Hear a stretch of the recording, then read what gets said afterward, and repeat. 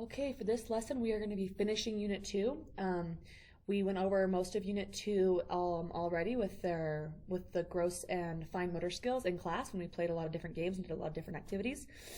So now for the rest of Unit 2, I need you guys to watch this video and then take your Unit 2 test. We are going to be talking about the 5 areas of development now that we talked about in class a little bit earlier. We're going to go into a little bit more depth. I'm going to show you guys a lot of different videos, so on and so forth. So first, we're going to start with social development. And this picture is taken of, these are my three of my little nieces and nephews. We got little Emma, who, she's 3 now, but she was a lot younger in this picture. And she's on the left, and then we have Presley in the middle, and then we have Shane on the side with his big toothy smile. And yeah, they're super cute. So let's talk about social development. Okay, so social development is the process of learning self-expression to get along with others and moving from being a self-centered individual to being able to relate with others. It is very natural for children to be very self-centered. It's normal for them. They are very egocentric and they have very large egos, and the older that they get, the more they develop socially, and they're more able to relate with others and to understand other people's feelings, and so on and so forth. So this is definitely something that they grow into. And then if you guys want to hop on over to Canvas where it says Emma and Shane video, go ahead and watch that. It's a cute little video of my niece and nephew Emma and Shane playing in a bucket and them having a really hard time and kind of fighting about certain things, and it's kind of just a silly little video. Then we have emotional development. If you remember Erik Erikson, he is the theorist behind emotional development, and he had the 8 stages of psychosocial development. And emotional development is the process of learning to recognize and express feelings and to establish a unique personal identity. Emotional development begins at birth. And remember, Erik Erikson's theory of 8 stages of psychosocial development supports emotional development. And then there is a video that I'm going to have you watch, and if you pop on over to Canvas, it's going to say emotional development video, and I'm going to watch that. Okay, then we have our cognitive development. Cognitive development is how one learns, gains information, and understands the world around them.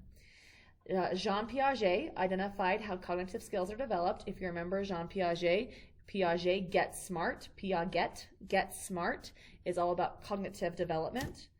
And people in the child's surroundings are very important in creating an enriching learning environment. You are responsible for helping these kids to learn and help their cognitive development, and you will be amazed at how unbelievably smart kids are and how much they pick up on and how much they watch you and how much they take from what they are watching you do and how they apply it to their lives. Children can learn through everyday experiences. And children learn about the world around them through play. You'll remember this, that children learn through play. It's very, very important to allow them to play. If you were to walk into a preschool or a daycare center or anything like that, what you're going to look at from just your perspective, you're going to see kids just playing, and that's what you're going to see. However, behind those games and behind what they're playing was a teacher that put a lot of thought into that game and a lot of energy into why those children are playing that game at that time, because it is teaching them something. And the kids may not realize or understand that they're being taught things, but they are learning through play. Positive feedback for accomplishments encourages children to continue trying, learning, and achieving. I had a teacher, so I used to work in a child care center when I was in college, and we had a teacher who was over us, and she was like our boss. And she would make us, it was part of a class, was me working in this child care center, so I got points and things like that based on what I was doing with kids. And there was, the teacher would mark us down points every single time she heard us tell a child, good job. Now I want you to think about that for a second. Like, why in the world it would be a bad thing for us to tell children, good job? Think about it for a sec. See if you can figure it out. Because it says positive feedback for accomplishments encourages children to continue trying, learning, and achieving. So why would we be in trouble if we said good job to the kids? The reasoning behind her method of us saying good job was it was not specific enough. It was not positive feedback. It was just a natural thing that we would say immediately. We would say good job, and the kids wouldn't really understand, well, good job for what? Why are you telling me good job?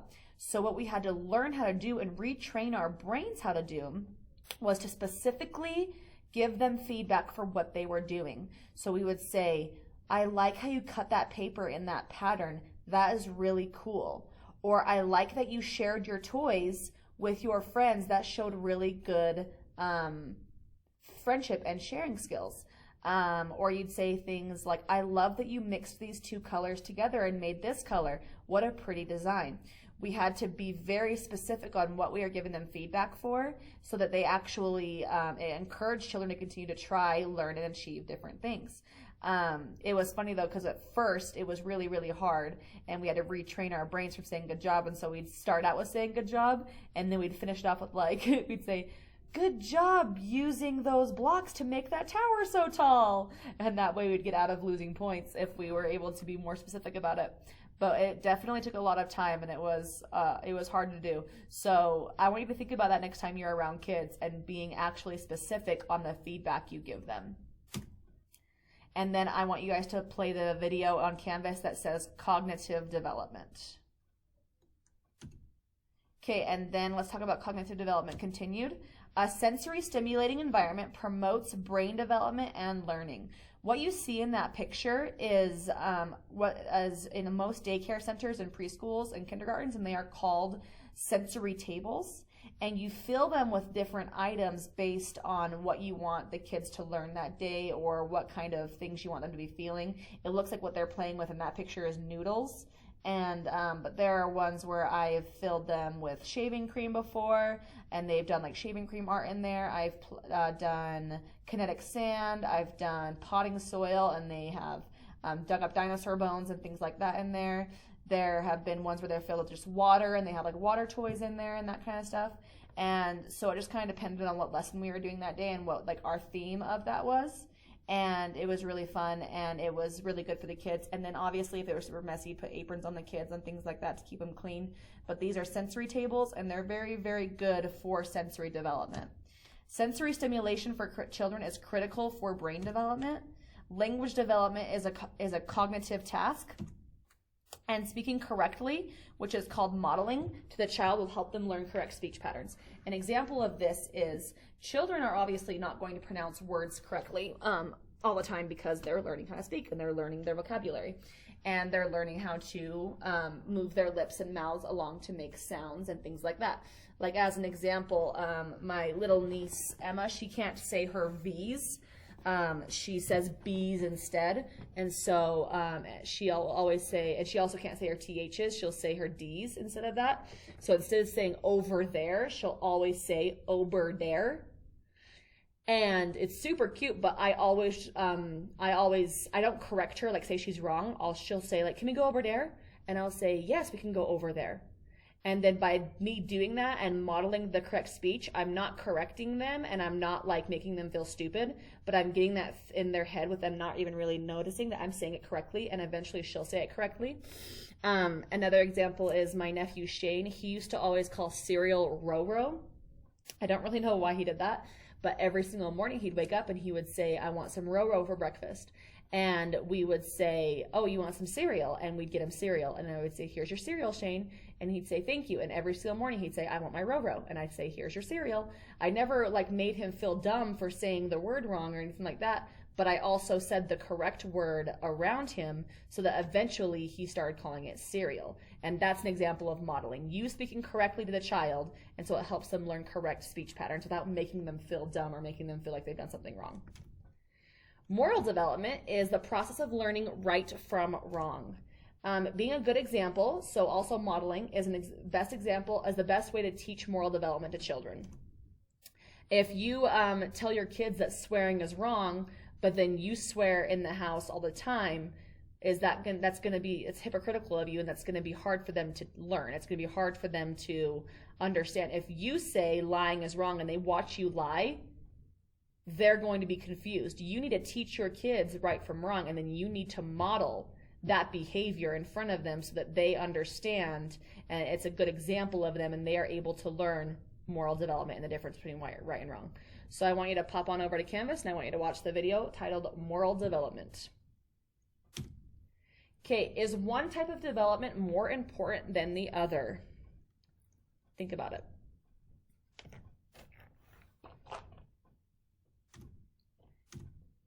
Each area of development has a relationship with the other areas. Each area of development has its own unique traits, but they are all dependent on each other to function. So no, one is not more important than the other. They are all equally important, and they all are cohesive, and they go together to work together so that the children can develop all appropriately. Each area provides a foundation for the next area. Okay, let's review theorists really quick. We're going to go through this pretty fast. Which theorist has 8 stages and includes trust versus mistrust? Erik Erikson. Which theorist created the cognitive development theory that includes the sensory motor stage? Jean Piaget. And which theorist focused on the need of physiological health and created the hierarchy of needs? Abraham Maslow. And that finishes out Unit 2. So after you are finished watching this video, I want you to pop on over and take the Unit 2 test. And then I will see you next week where we will begin Unit 3.